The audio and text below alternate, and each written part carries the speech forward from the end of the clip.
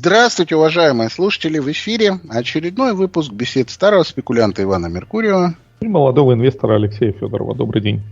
У нас сегодня очень интересный гость, американский военный аналитик Скотт Ritter. Поскольку не все, наверное, Скотта Риттера знают, Алексей расскажет нам сейчас, что это за аналитик. Скотт Ritter – это военный ветеран, который еще со времен Советского Союза участвовал в программах по стратегическому разоружению, то есть сокращению количества ядерного оружия, и жил долгое время в Советском Союзе. После этого принимал участие в американской операции «Буря в пустыне». После этого был советником у высокопоставленных американских военных и политиков в связи с другими военными операциями и в связи с подготовкой ко второму вторжению в Ирак, где он как раз выступал в качестве эксперта, доказывавшего, что у Ирака нет оружия ядерного поражения, еще до того, как это стало мейнстримом. Вот. А сейчас он активно анализирует как столкновения России с Украиной, так и потенциальную ситуацию вокруг Тайваня. Думаю, мы сегодня поговорим и о том, и о другом, но начнем, конечно же, с Украины. Программу мы будем делать на английском языке, естественно. И также естественно, что сначала мы выложим ее на английском языке, а потом уже сделаем перевод и выложим его и в аудио формате, и в обычном формате, чтобы можно было почитать. Ну, а сейчас к беседе. Hello, Scott. Hello. Thank you very much for joining us. And let's start with the Ukrainian campaign. And I believe that we both and our listeners more or less know your views on the global scale of Russian-Ukrainian conflict and other things. So I have some more specific questions, if you don't mind. And it is this strategy, military strategy chosen by Russian powers of using limited force and moving slowly. Do you think it's sustainable? Do you think it can lead to victory? Because it seems that Ukraine can provide much more manpower than Russia is willing to do, and the West can provide more arms. I mean, I'll be honest and say that it is not the strategy I would have proposed going in. I'm a huge proponent of coming in with everything you have, that there's no such thing as a fair fight. There's only the fight that I win, and I want to win overwhelmingly. But I was not asked. And so and I believe that, my approach is purely a military approach. I think that the Russian government has taken a very geopolitical approach that takes into account not only the military situation on the ground in Ukraine, but the political situation on the ground in Ukraine and the humanitarian situation on the ground in Ukraine, and perhaps most importantly, the political situation at home in Russia. To go in with everything would have required, I believe, either a very risky move, and my understanding of the Russian government and their military is that they are risk averse.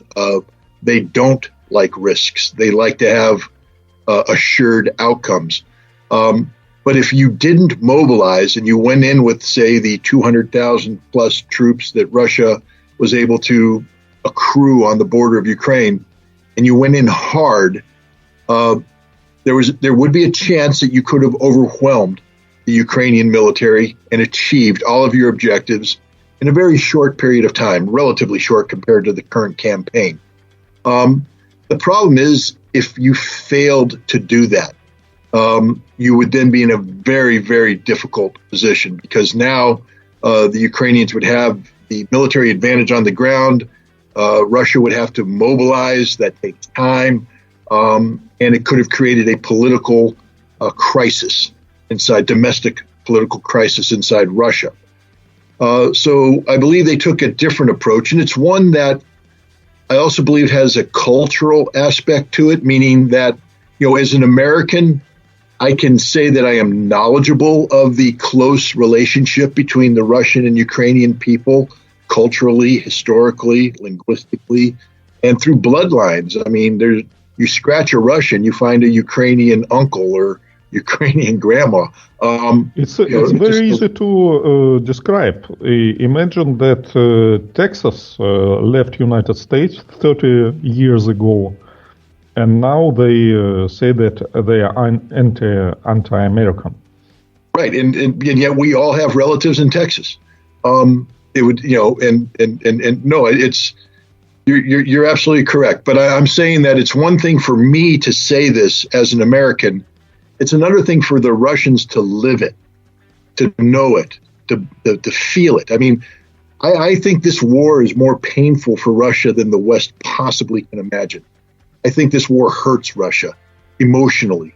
I think it hurts Russia morally, even though that they have a justifiable position, legally speaking. And, of course, defending the interests of ethnic Russians in Donbass is a moral requirement.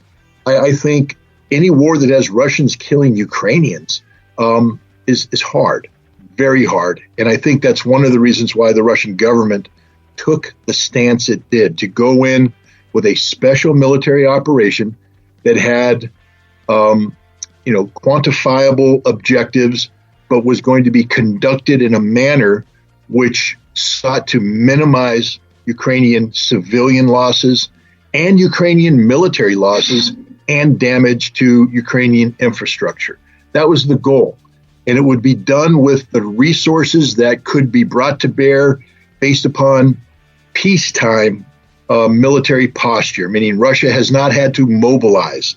Russia has not had to significantly strip down the military capabilities in other areas, although they have drawn upon military resources from other military districts. Russia is going in with limited capability and in a manner which did not, up until recently, maximize its military potential. Now, this conflict has dragged on longer than I believe people thought it would, although the Russian military has shown that it is very well prepared. It's not the Russians that are running out of ammunition. It's the Ukrainians. The Russian troops have a rotation now where troops fight in the front lines and then can be withdrawn to refit, rest, re-equip before putting back in. Ukrainians do not have this. Their troops are thrown in the front line and then they are exhausted or dead. And the other thing is the Russians have finally brought to bear the overwhelming superiority they possess in terms of firepower, especially in artillery. And, they are now in the process of waging a conflict that seeks to maximize Ukrainian military casualties while minimizing Russian military casualties. There are Russian military casualties. To the extent, to what extent, we don't know. The Russian government has been very reticent about this. But my guess is that they are significant. Not as significant as the Ukrainians have stated, and definitely not as significant as the Ukrainian military, but significant nonetheless.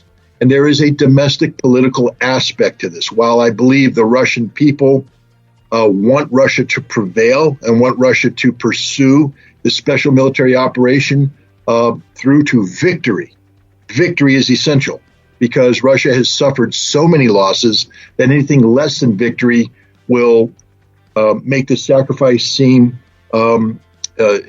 meaningless. And so in order to sustain this fight, Russia cannot engage in the kind of maneuvering that it might do against another enemy, against a NATO enemy, perhaps.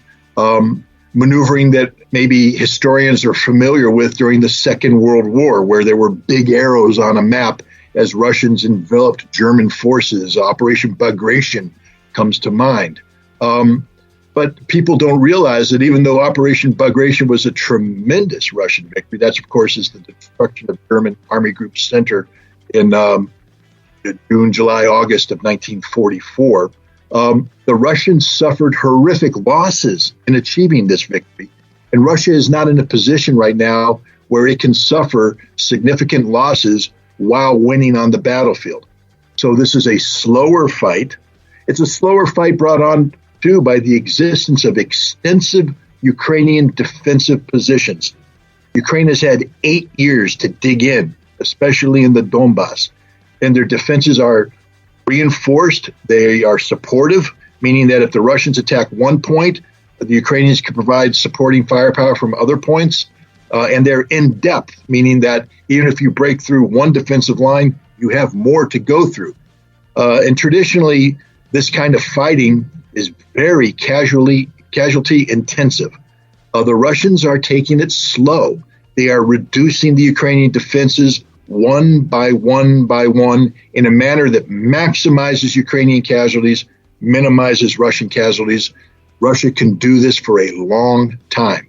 When Denis Pushilin, who is the president of the Donetsk People's Republic, spoke in St. Petersburg about a week or so ago, he indicated that he anticipated that this special military operation would continue through the end of the year. If that's what the president of the Donetsk People's Republic thinks, it's probably along the lines of what the Russian government likewise thinks, that it will take more months to finally defeat the Ukrainian army. But the defeat is inevitable. The Ukrainian forces were well trained, highly trained, well equipped. They have suffered massive equipment losses. This is why the Western resupply is so essential. And they have suffered losses amongst their trained personnel. Even though Ukraine has a manpower advantage, the majority of the troops that are on the front lines today are troops that were not as well trained as the troops that were originally present. These are troops that have no experience. And when you put a poorly trained soldier with no experience on the front line, they tend to die in larger numbers because they make mistakes. They aren't as capable. So Ukraine will continue to pour manpower into the front lines to fight. Russia will continue to kill them. And not only that, poorly trained persons cannot readily incorporate the advanced weaponry that's being provided by the West. So whatever technological advantages might have been enjoyed by a well-trained Ukrainian soldier are significantly less so with these poorly trained Ukrainians. This equipment will be destroyed. This takes time. Russia has time on its side. Ukraine does not. Why? Why Ukraine does not have time? They say that the amount of money will be increased from Western countries in a short time, so the amount of arms delivering to Ukraine will be increased. Why do you think that Russia has time and Ukraine no? Well, I mean, take a truckload of that money to the front line and see how many tanks it stops. The answer is zero. There is a lot of money going into Ukraine, absolutely. But here's the reality, and we'll just use a statement made by British Prime Minister Boris Johnson a while ago. England is stepping up. England will help Ukraine. England will train 10,000 Ukrainian soldiers every 120 days to NATO standards and ensure that they're equipped properly to fight the Russians. That's great. That's fantastic. Let's say they had 10,000 soldiers right now in the fields of England training. Russia will kill or remove from combat 10,000 Ukrainian soldiers in 4 to 5 days. Maybe 2 weeks. We'll say 2 weeks at the maximum. So in 2 weeks, I'm sorry. Ukraine will lose I'm 10,000. sorry to interrupt you, but 10,000 in 2 weeks, it means that almost 1,000 a day. Do you think that Ukraine casualties are this big? When you look at dead and wounded, yes. Nobody talks about the wounded. everybody talks about the dead. When we speak of the dead, right now we have the Ukrainian president, Zelensky, admitting to 200 dead a day. You have other Ukrainian officials come in and correcting that, saying, no, the number is 500 to 600 dead a day.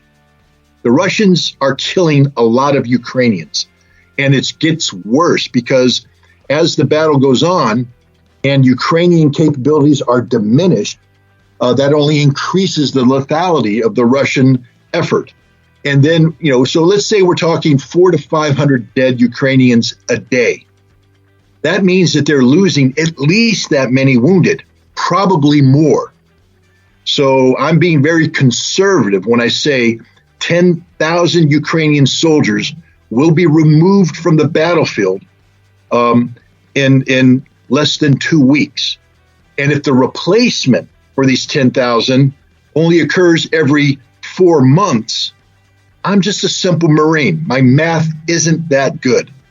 But I'm smart enough to know that that's a losing equation, that Ukraine will run out of troops at a far greater pace than they can be replaced by NATO. That's why I mean time is on Russia's side.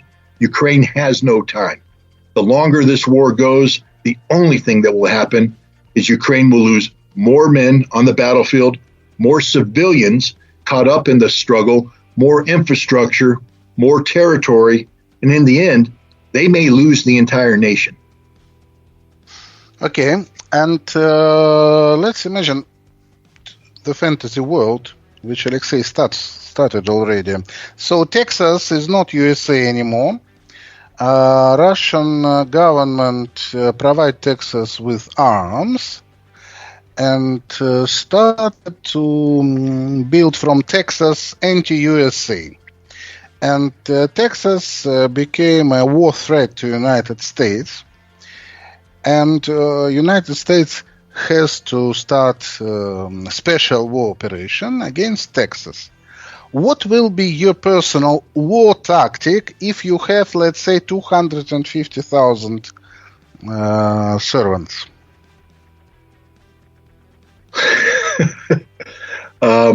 If you don't like Texas, let's say Mexico. Doesn't matter. We're in fantasy world. No, I understand where you're going. So it doesn't matter whether it's Texas or it's Mexico. It's a short logistics shoulder, what I mean. Well, the first thing I do is I eliminate all logistics support being provided to Texas. So any Russian airfield that serviced Texas would be attacked. Any Russian port that sent ships over to help Texas would be attacked or mined. Any Russian aircraft in the air would be shot down. Any Russian satellites providing assistance to Texas would be blown out of space. I would go to war with Russia because Russia has gone to war with me. Now, what you're going to say is, well, hasn't the United States gone to war with Russia through Ukraine? And the answer is yes. Yes. But the Russian government is far more mature than I am. Because they aren't doing that. Russian government appears to recognize that I am actually slitting my throat by helping Ukraine. I am exposing my weaknesses. I am emptying my coffers, not only in terms of money. I mean, this is costing tens of billions of dollars at a time when the American economy is in trouble. But it's also emptying my arsenals. I am providing the Ukrainians with weapons I would need if I ever have to fight the Russians. I mean, right now, there's a sad truth in NATO. The one thing that the Ukrainian war has shown, or the special military operation, whatever you want to call it, is that the face of modern large-scale conflict is displayed by artillery. Russia has always known that artillery was the king of the battlefield. And that's why you have large numbers of artillery and the ability to fire and sustain a high rate of fire over time. Russia is firing over 60,000 artillery rounds a day. During Operation Desert Storm, the American military operation against Iraq in 1991, the United States fired 60,000 artillery rounds for the entire conflict. Right now, if we went to war with Russia, NATO and the United States would use up the totality of their artillery ammunition in less than 1 week. And then they'd be left with nothing because there is nothing. And what happens when you lose all of your artillery? Not because Russia destroyed the artillery pieces, but because you have no more ammunition. Suddenly the Russian advantage in firepower is magnified 10-fold, 100-fold. This is the reality that NATO faces, that they cannot fight Russia right now. And yet, instead of doing the smart thing, which is to pull back and try and retain your combat capability, and then immediately in the process of producing as much ammunition as possible, they're giving it all away to Ukraine, because the policy right now isn't to defeat Russia in Ukraine. I think there's a wide recognition that that will not happen. The policy, sadly, is to kill Russians in Ukraine. I mean, I'm not making this up. The Secretary of Defense, Lloyd Austin, said it's about bringing pain to Russia, to hurt Russia so badly that they will never again consider carrying out a similar operation in Europe or anywhere else. Now, to hurt Russia badly means to kill Russians. And we're not talking 1, 2, 3 Russians, 100. We're talking thousands of Russians. And that's what the United States is doing today. It's one of the most cynical and hypocritical policies one could imagine. One only has to reflect on what was happening a year ago today. U.S. headlines were screaming, Russia is paying the Taliban a bounty to kill Americans. And the only story that people could come up with to sustain this theory, which was proven false, was an attack outside of Bagram Air Base that killed 3 American soldiers.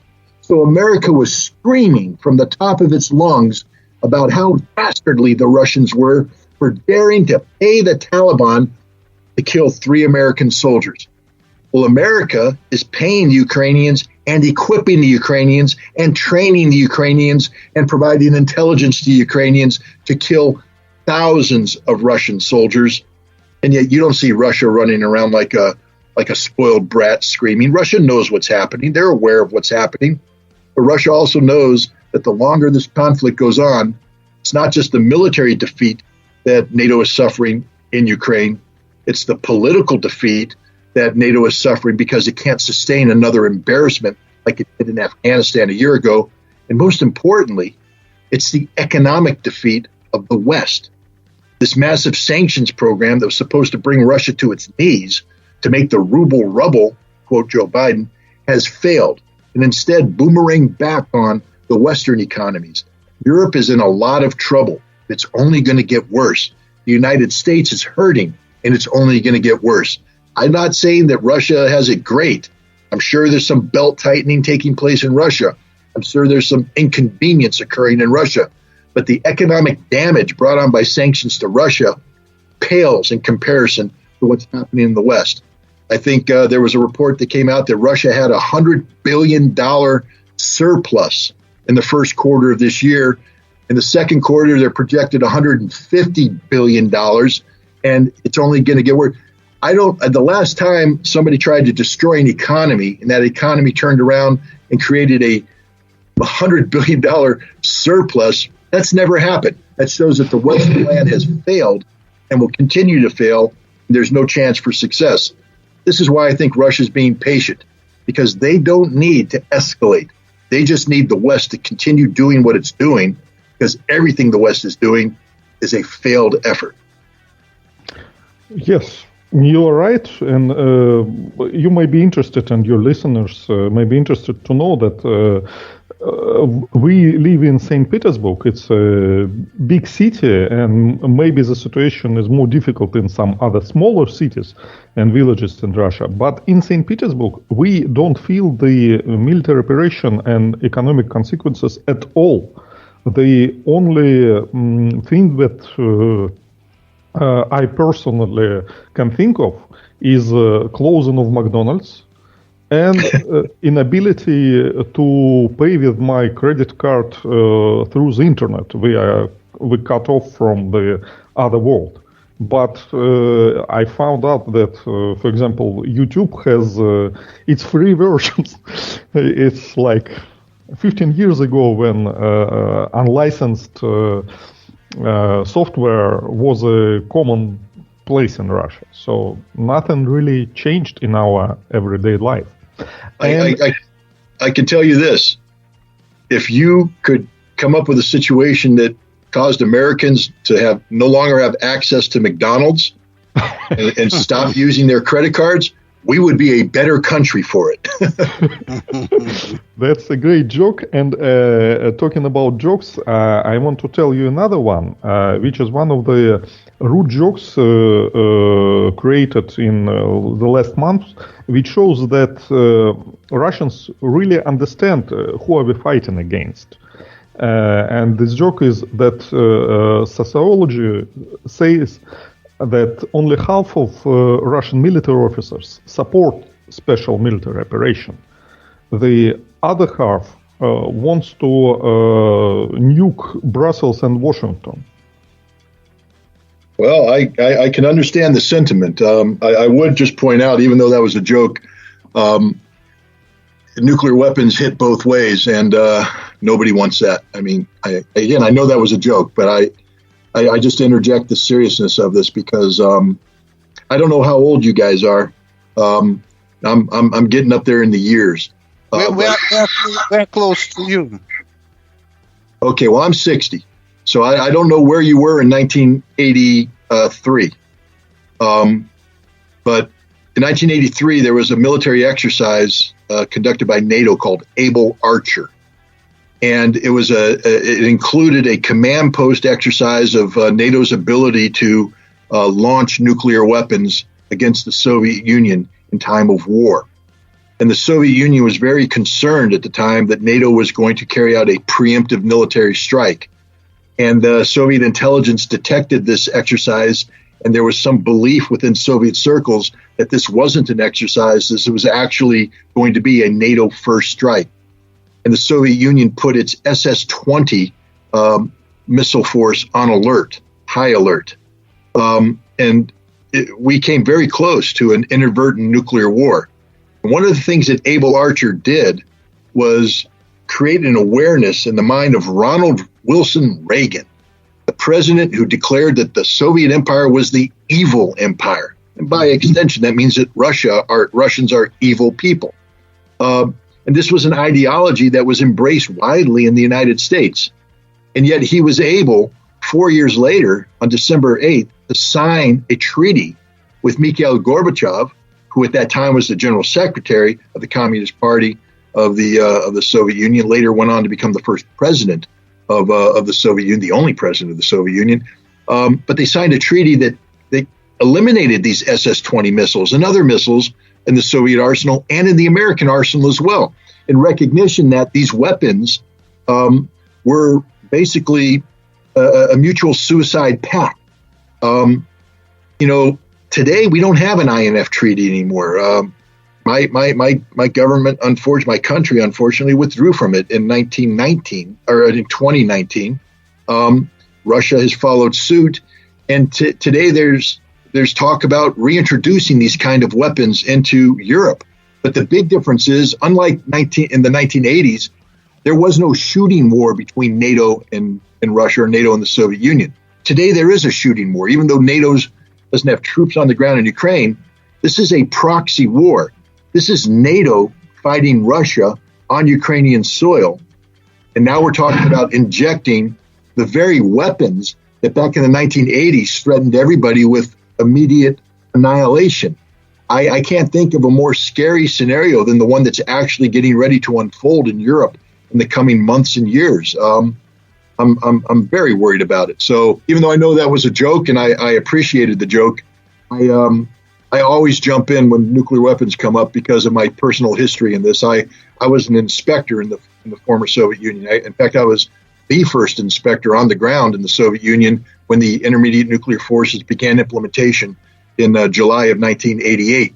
And I take pride in the fact that I worked together with my American and Soviet colleagues to eliminate what it was at that time an existential threat to Soviet Union, the United States, Europe, and the world. Mm-hmm.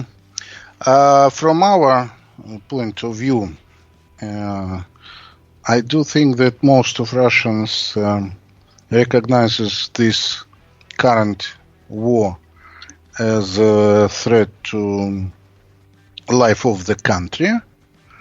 So if this threat will getting bigger, everything is possible.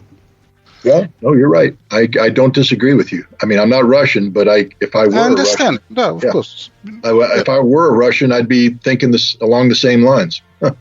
Yes. Tell me, please, one more thing. They say that Russia has an advantage over NATO and over United States in hypersonic rockets. Do you agree with it? Well, I mean, Russia right now is the only nation that because China has some hypersonics as well. But the West has not fielded an operational hypersonic weapon yet. Russia has one. I think it's the KH-31. I always mispronounce this word, so I apologize. The Kinzhal or dagger. Kinzhal. Okay. Yeah. Kinzhal. Okay. Mm-hmm. My wife, I've been married 31 years to a wonderful former Soviet. She's from the Republic of Georgia, but she was educated in Moscow. And she cringes every time I speak Russian because I find a way to butcher every word in the worst possible way. But so the KH-31 Kinzhal, is a weapon that Russia has used operationally against Ukraine, and it's proven its effectiveness. There literally is no Western counter to it, meaning that if Russia were to fire this weapon against a target in Europe, it will most likely hit that target. And there's nothing the West can do to stop it. And so it gives Russia a certain advantage. But it's not what I would call a game changer, meaning that just because Russia possesses this weapon doesn't mean that Russia is going to automatically win any military conflict. The war would be far more complex than this. But it is something that if you're in the West, you need to count how many KH-31 missiles Russia has and understand that pretty much every time it fires one, it's going to hit its target and it's going to do a lot of damage. Russia has that advantage. There's no doubt about it. And I think there was a test either yesterday or today of the American sea-launched hypersonic weapon, and it failed. And one of the reasons is, America tends to produce weapons of extreme technical complexity. We're very impressed with technology.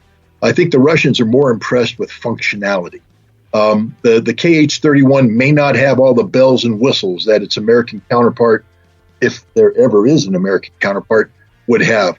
But one thing we know is that when the Russians fire the KH-31, it will probably, the engine will ignite, the guidance system will guide it to its target, and the warhead will blow up on its target. That's really all you want out of a weapon. It doesn't need to have all this fancy stuff that the United States is seeking to put on its weapons. So, for example, if we are talking about Navy, so one ship, one missile. Yes, I mean that's pretty much where we're at. There was a time when I was in the military service when what we feared from the Soviets was that they would saturate the battle space with air-launched missiles that would overwhelm our defenses, so that you would need 20 or so missiles to hit an American ship. There is right now no defense against a hypersonic missile, and one missile, one ship. This is why China is now in a very strong position if it ever wanted to make a move on Taiwan, because the American fleet would have to sail through areas of the ocean where Chinese hypersonic missiles would be able to impact the American fleet before the American fleet could have any impact on the battle in Taiwan. And you said it right. One missile, one ship. The Chinese have a lot more missiles than my country has ships. Mm-hmm. I have one more military question to you before we move on to geopolitical, if you don't mind. And when we talk about Ukraine again, you tell the numbers of artillery shells. But if you count the number of cruise missiles and planes which were used, air strikes, let's call it, and compare the, for example, Desert Storm to special military operation in Ukraine, then you have the opposite mathematics. Russia doesn't have this much cruise missiles and doesn't use as much and doesn't have this much airplanes. So in the possible conflict of Russia and NATO, these kind of weapons, maybe they will give NATO the advantage. I don't disagree that these are weapons that would cause Russian military commanders to stay up late at night. But, Russian military commanders have been staying up late at night since Desert Storm, studying the way the United States fights. I can virtually guarantee you that if we went into the various Russian military academies, that they have volumes of material on how America fought Desert Storm and the lessons learned from this. And Russia reads this. This is why Russia has one of the most sophisticated integrated air defense networks the world has ever seen, from the tactical level on up to the strategic level, because there is a requirement to deny the West the ability to penetrate Russia's air defenses with cruise missiles and with aircraft. For the last 20 years, the United States has been flying tactical aircraft in support of counterinsurgency operations in Iraq, Afghanistan, and Syria. At no time has the United States confronted an air defense reality that exists, for instance, in Ukraine and in Russia today. So you can't. And we talk about Desert Storm. Yes, I was there. We overwhelmed the Iraqi air defenses, but the reason why is that the Iraqis were queuing up their radars, and every time they fired up a radar, we fired what's called a harm missile. It's it's an anti-radiation missile that guides in on the radars and destroys them. And we saturated Iraq with aircraft that were just basically daring the Iraqis to turn on their radar so we could destroy them. And even with that, up until the end, the Iraqis were shooting down American aircraft. It didn't mean that the Iraqis were defenseless. It just means that the Americans had to fly over, 10,000 feet so that radar-guided weapons couldn't acquire them. But the moment you went down below 10,000 feet, you were vulnerable to anti-aircraft artillery and some smaller surface-to-air missiles. In Ukraine today, I think we need to respect the fact that they had a very sophisticated and have a very sophisticated air defense system. The S-300 system, although older, is nothing to be laughed at. It is very good. And I think we also have to recognize that the Ukrainians don't have to worry about the vulnerability of their radar, so to speak, because their radar is actually provided to them by NATO and the United States, who is streaming in real-time intelligence information about Russian air activity so that the Ukrainian air defenses can be queued up, meaning ready, knowing that a Russian airplane is coming their way, but their radar doesn't have to tell them until the last second when they turn on the radar just to acquire the target to give enough data to guide the missile in. This is a reality that Russia has to deal with, that the United States and its allies never had to deal with in Iraq in 1991, which is one of the reasons why the Russians, perhaps, again, I can't speak for the Russian Air Force. This is my professional speculation, so to speak. But it's one reason why I think the Russians have opted not to carry out the kind of Desert Storm type air activity because they could lose a lot of airplanes. And now ask yourself, if you're a Russian Air Force commander, do you want to sacrifice your Air Force in a war against Ukraine that you're going to win anyways? Or do you want to minimize the losses of your aircraft in case you have to use them against a NATO-type military? So I don't see the Russians wanting to sacrifice anything. I mean, there's the reality of war. You lose planes, you lose men, you lose equipment. But they want to minimize their losses. And the other thing is, you talked about the cruise missiles. We fired a lot of cruise missiles during Desert Storm. Unfortunately, I can't give you an exact number because it's still classified. If you try to find out how many Tomahawks actually hit their targets, that number is classified. And the reason why it's classified is it's not a very impressive number. That although we fired a lot of cruise missiles, not too many of them actually hit the target.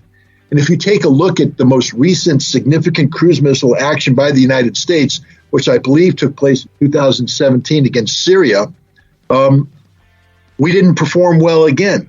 So I think Russia's doing a very good job the Ukrainian air defense is shooting down some of the Caliber missiles. They may have shot down some of the other missiles that Russia is firing, but a larger percentage of Russian missiles are hitting their targets in Ukraine than was the case when America fired cruise missiles against Iraq, Syria, and elsewhere. So again, I think that it's very difficult to make a direct comparison between the two. And then lastly, the campaign objectives are far different. Our objective in Desert Storm was to carry out a strategic air campaign designed to collapse the Iraqi economy, collapse their government, collapse everything. I mean, you didn't have Saddam Hussein going on TV to have a live briefing with the parliaments or congresses of any nation during Desert Storm, because had he done that, we would have killed him. Zelensky can do anything he wants. He can walk the streets of Kiev. He can get on a video link with the U.S. Congress and beg for billions of dollars. He can speak to NATO. He can speak to the G7. If this was a genuine strategic air campaign, none of this would happen. You wouldn't have the Ukrainian parliament able to meet to pass a vote to do anything, let alone ban the Russian language or ban Russian books. They would be killed. Ukrainian Defense Ministry would not be able to meet in the way that it does because they would be killed. So the Russians have shown far more constraint because it's a special military operation than they would if it was war. And I believe that changes the target deck. And that means that you don't need to fire as many missiles because militarily you're not trying to accomplish as much. Mm-hmm. Understand. Okay, thank you. Now let's move to geopolitics. And one of my personal surprise in this conflict was the level of commitment from the West to support the Ukraine. We always understood that the West, the US, the Europe, they will sanction Russia, they will blame Russia, they will provide some support to Ukraine, but the level of rhetorics of using the words of like Biden said that in the times of war, and the amount of money provided, the West, the US basically is now paying the salaries of the whole Ukraine, not only military, but all Ukraine, because its economy doesn't work. And as you said, the amount of arms provided to Ukraine, even emptying NATO-owned stores. This is very surprising. Why do you think the West is so involved in this? Well, there's a couple reasons. One, first of all, we need to understand that NATO and the United States have been anti-Russian for a very, very long time. we've never been pro-Russia. Even after the Soviet Union collapsed and the new Russian Federation came in with Boris Yeltsin, we weren't pro-Russia. We were pro-exploitation of Russia, meaning that we weren't Russia's friend. We were Russia's economic partner, but the relationship was one way. We were gouging Russia, stealing their resources, and we were undermining, their political future by keeping this corrupt, inept president in power. We stole an election in 1996 to keep him in power. This is a man we called a Democratic president, but he shelled the Russian parliament in October 1993. What democracy does that? So we weren't friends of Russia. We were there to exploit Russia. And then in 1999, this guy, Vladimir Putin, comes along. And he says he's not going to play this game anymore, that Russia will not be the compliant puppy that rolls on its back every time the United States comes near it, that Russia will assert its proper place in the world.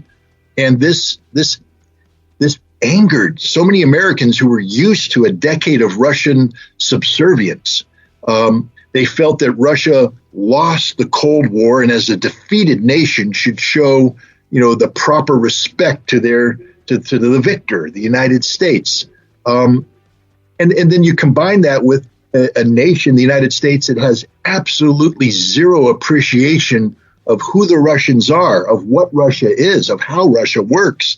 We have a simplistic concept of the Russians, and we think that simply if we flex our muscles, somehow Russia will cow away and cringe and hide.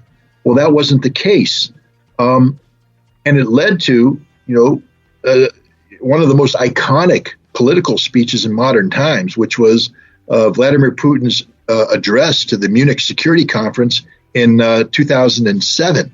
Where he basically said, the old way is over. We no longer recognize the legitimacy of a unipolar world where everything revolves around the United States. It's now a multipolar reality, and Russia is one of those poles, and it has to be respected as such. This led to a decisive action by NATO in 2008 to invite Ukraine and Georgia in, and then it led to NATO in 2014 being a silent partner to a coup in Ukraine that overthrew a pro-Russian president, replaced it with a virulently anti-Russian, ultra-nationalistic Ukrainian political reality. And then from 2014 on, we have NATO working with Ukraine to create the circumstances which would allow Ukraine to defeat Russia militarily. Petro Poroshenko recently said that the 2015 Minsk Accords was always a sham. Ukraine was never going to implement it. Its sole purpose was to buy time for the Ukrainian army to be rebuilt and re-equipped by NATO to NATO standards so that it could defeat the Russians in Donbass and recapture Crimea. And we know NATO was a party to this because the 2015 Minsk Accords was negotiated with Germany and France, two critical NATO members.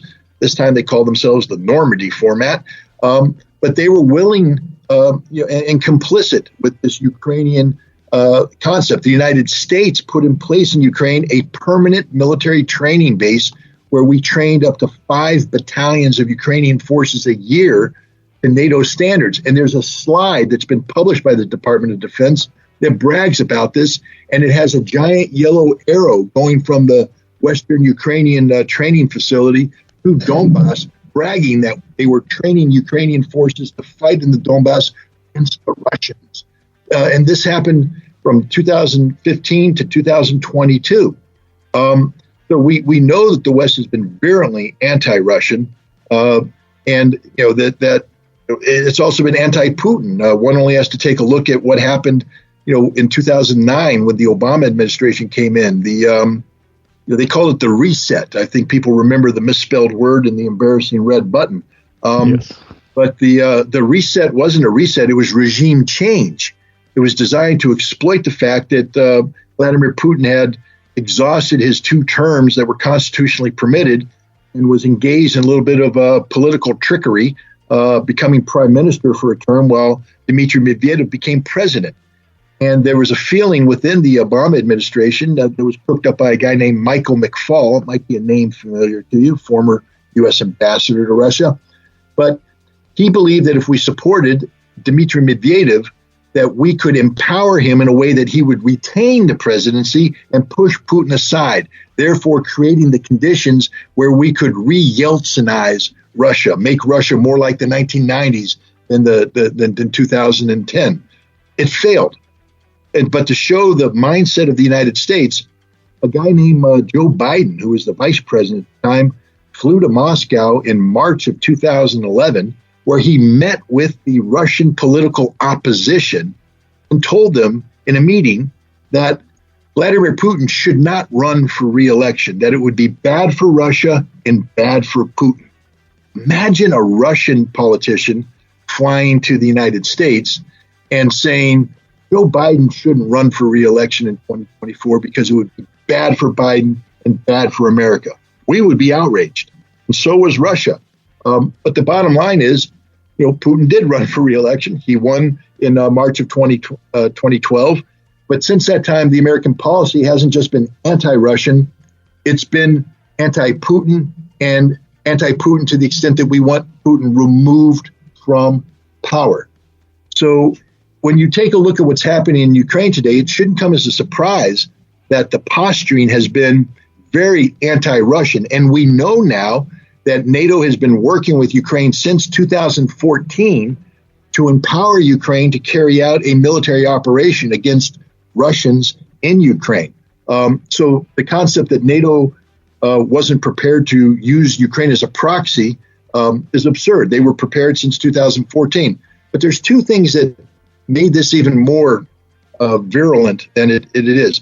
One is the political consequences of NATO's embarrassment in Afghanistan last year. NATO suffered a near fatal humiliation at the hands of the United States, no less, when the United States cut and ran without coordinating with NATO. We basically said, we're withdrawing, you're on your own.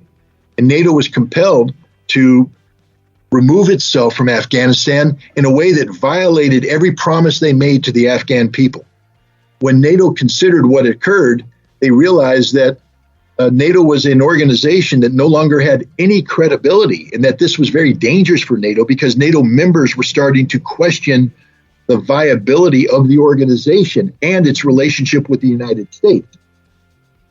So this is why Joe Biden began campaigning aggressively with NATO to reinvigorate it, and do so using Russia as the focal point for this reinvigoration. And so we take, the decades of demonstrated hostility towards Russia, and now we super focus it by the Afghan experience and the need to rebuild and reinvigorate with Russia as the enemy. And the final thing is, I think everybody feared Russia greatly. This is why early on in the special military operation, NATO was very scared to provide heavy weaponry, very scared. But when the Russian special military operation was seen to falter, whether or not it did is another discussion, the NATO sensed weakness on the part of Russia. That's why you see NATO now doubling down. Now, the problem is they put all that money on the table, and it turned out that Russia wasn't weak. I think NATO now is recognizing that, wait a minute, they got that wrong. Russia's actually very strong, but it's too late. Politically, they have committed, and they can't afford another embarrassment or humiliation like Afghanistan. NATO can't afford to lose in Ukraine, even though it's going to lose in Ukraine. So it is doubling down with rhetoric. It's doubling down with resources. And this is why we see such, I've never seen rhetoric this ugly when nations aren't actually at war with one another. And I think we need to remind everybody that NATO and the United States is not at war with Russia. I mean, they are via proxy, via Ukraine, but there is no state of war between NATO, the United States, and Russia. their nation's there is no actual state of war between Russia and Ukraine. True. That's another advantage of the special military operation. Mm-hmm. Of course.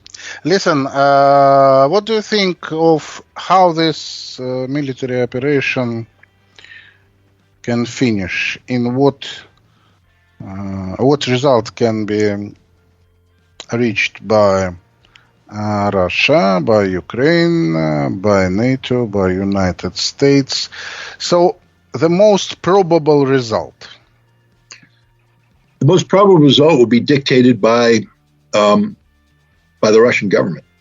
We'll just start with that. You have the United States, you have NATO, all advising people on diplomatic off-ramp, negotiated solution. Let's increase military aid to compel Russia to the negotiating table, et cetera, et cetera. None of that matters. The only thing that matters is what the Russian government wants and what they're willing to sacrifice. And what I mean by that is, in order to achieve total military victory, because we're at the point in this struggle where I don't believe there's any middle ground. We have not only the governments of the Donetsk People Republic and Lugansk People Republic calling Zelensky a war criminal, but we have the Russian government calling him a war criminal now. And the Russians, unlike their Western counterparts, don't tend to say things that they don't mean it. So I think now Russia has recognized the reality of the Zelensky government and the criminality of the Zelensky government, which means it's impossible for Russia to negotiate with the Zelensky government. Which means the Zelensky government is ultimately this conflict ends, and one of the things that ends with it is the Zelensky government. I also believe that Russia has suffered too many losses to yield the ethnic Russian population of Ukraine back to an ultra-nationalist Ukrainian government. I mean, the Ukrainian government has passed law after law banning Russian language, banning Russian books, banning Russian culture. And Vladimir Putin has proclaimed himself to be the president who defends all of Russia. That means Russians who live in other lands as well.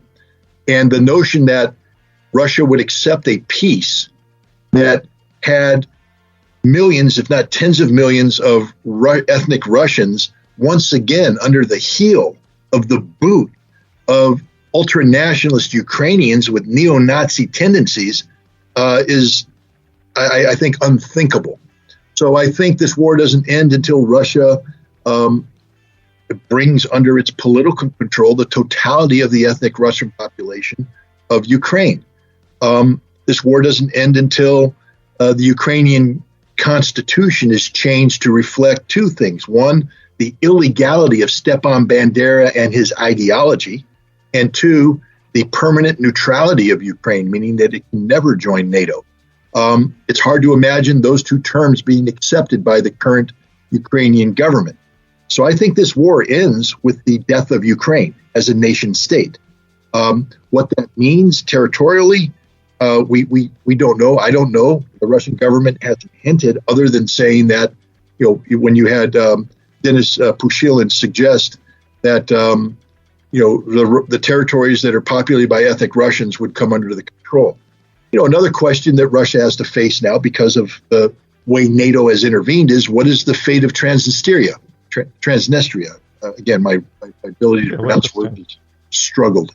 But how do you leave 500,000 Russians and pro-Russian, sympathetic Russian people stranded amongst the sea of hostility?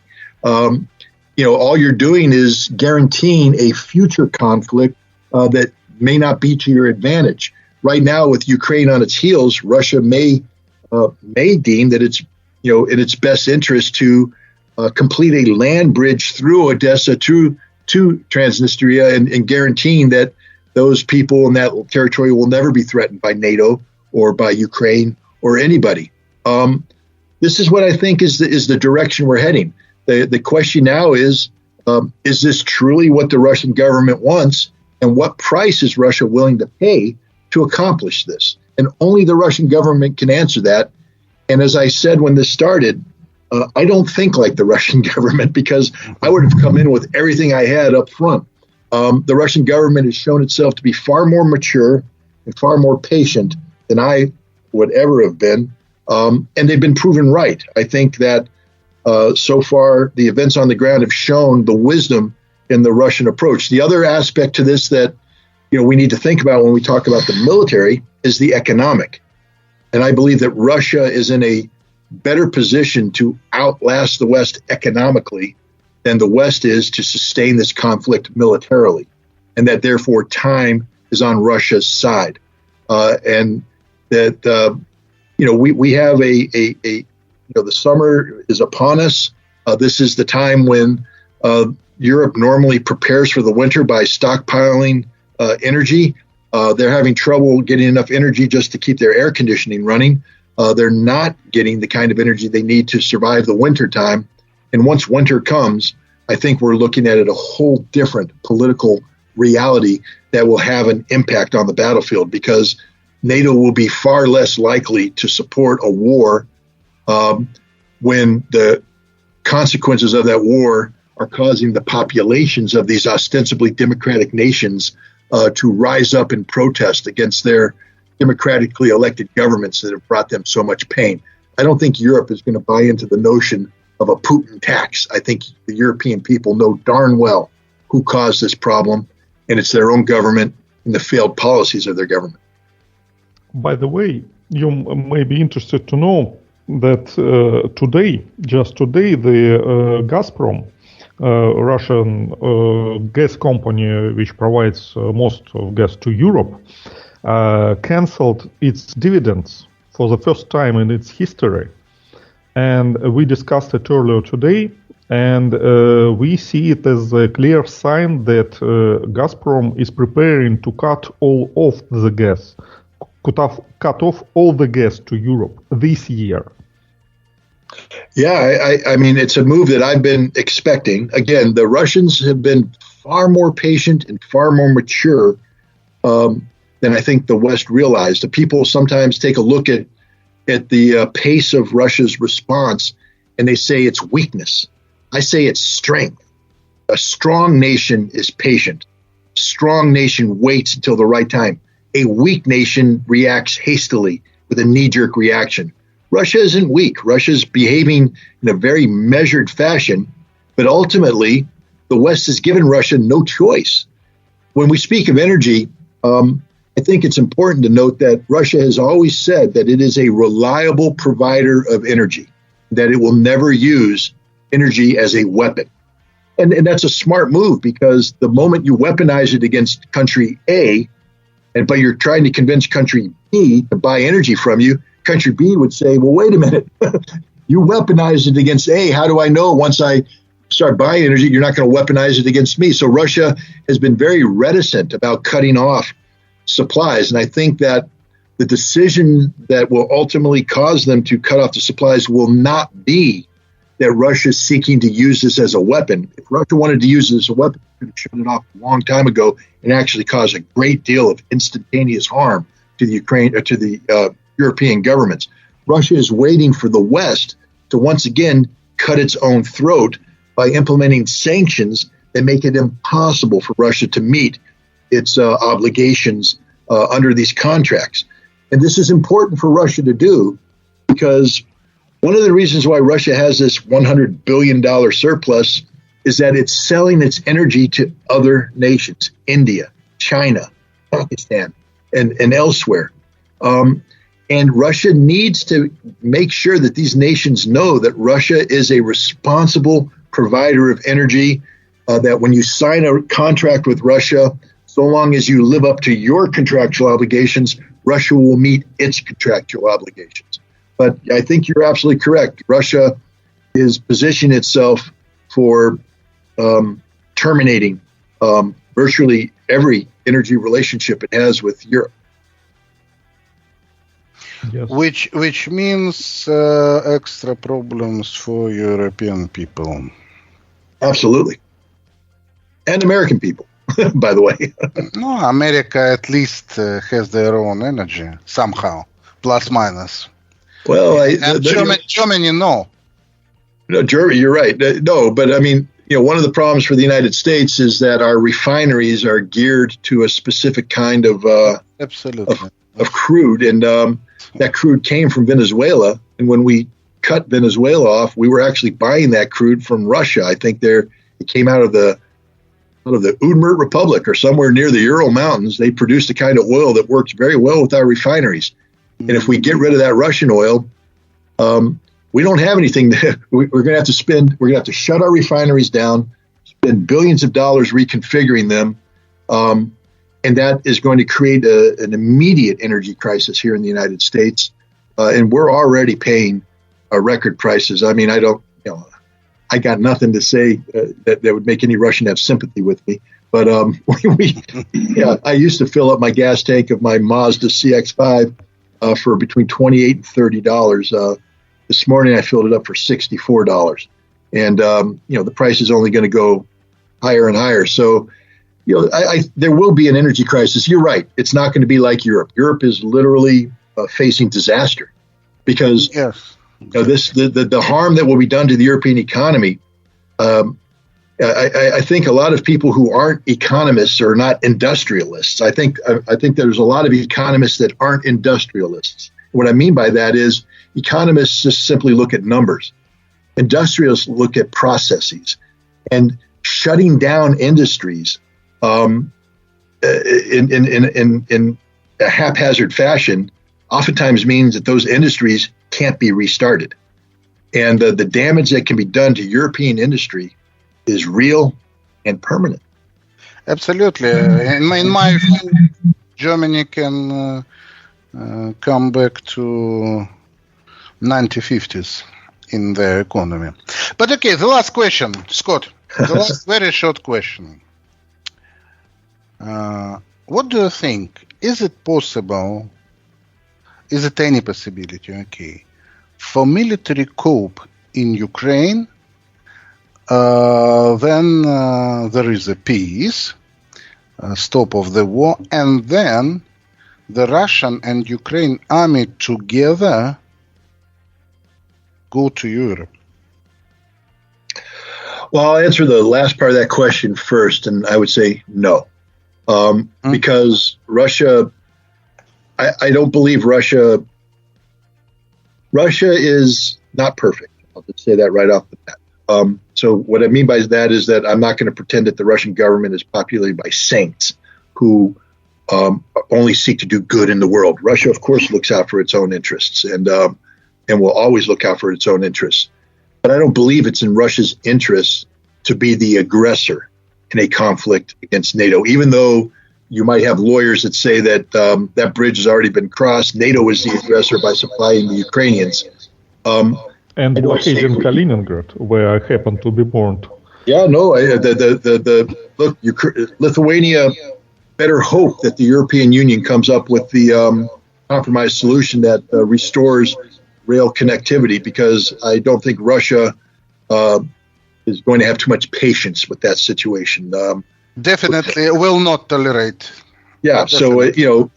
But in that case, Russia would be justified in carrying out whatever operations were necessary to end what is an act of war, the economic blockade of territory of the Russian Federation. I mean, I don't know what Lithuania was thinking. I don't know what NATO is thinking. It's a very dangerous situation. Do you believe they are thinking? If they are thinking, you're right. I mean, again, I don't mean to be too coy, but the recent NATO summit in Madrid is not a good indicator of a viable thought process coming out from NATO, Europe, the G7, the United States. But now we come to the first part. I'm a prisoner of data that I can't confirm to be accurate, meaning that even though I'm a former intelligence officer, I don't have access to high quality intelligence information anymore. And if I did, we wouldn't be having this conversation. Definitely. So I'm a prisoner to the sources that I have. Open sources, as we are also. Yeah, as we all are. The Ukrainian Telegram channels, which I follow, seem to indicate that there is a growing rift between the office of the presidency and the Ukrainian military. That the Ukrainian military is frustrated that some of its best forces are being sacrificed needlessly for political reasons, and they are frustrated. But so far, the Ukrainian military has implemented the orders given to it by the presidency. But the question is there a tipping point?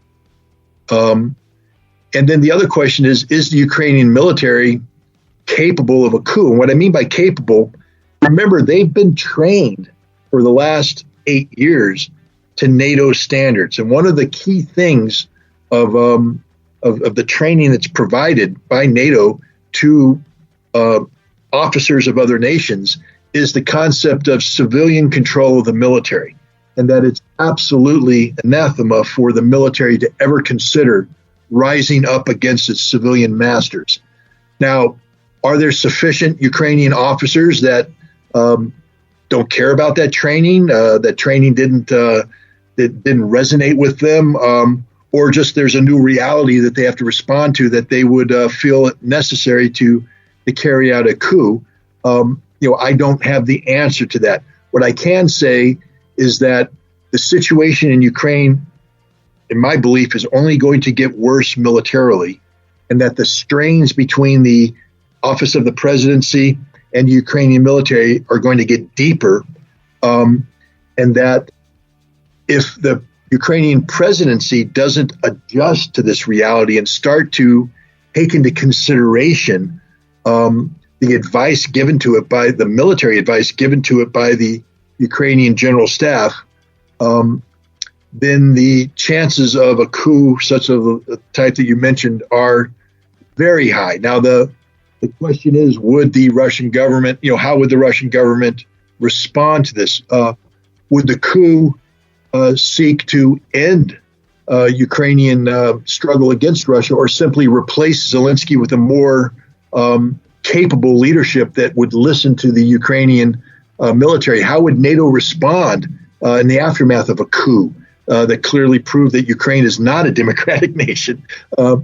There's just a whole bunch of complex things, but at the end of the day, while I do believe if there was ever a Ukrainian military and Russian military collaboration, it would be simply to secure the totality of Ukrainian soil from NATO, but that would be the limit of their cooperation. That I don't believe that Russia or Ukraine or some sort of hybrid Russian-Ukrainian collaboration brought on by a coup would ever have the political will to launch an attack against NATO, nor would it have, I believe, the military means to see such an attack through to fruition. It's one thing to talk about NATO in their military in terms of offensive capability, but every military, especially when defending their home soil, becomes a very effective defender. And, for Russia and Ukraine to launch an attack into a NATO country, I think that's just a completely different military picture than what we're currently seeing today in Ukraine. One of the reasons why the Ukrainians are fighting so hard is they're defending their soil. They have reasons to be willing to sacrifice their lives if necessary. And this would be the same for Czech troops, for Polish troops, for Romanian troops, for Slovakian troops, anybody defending their soil, Latvia and Lithuania, Estonia. Their military effectiveness goes up exponentially when you're defending your hometown.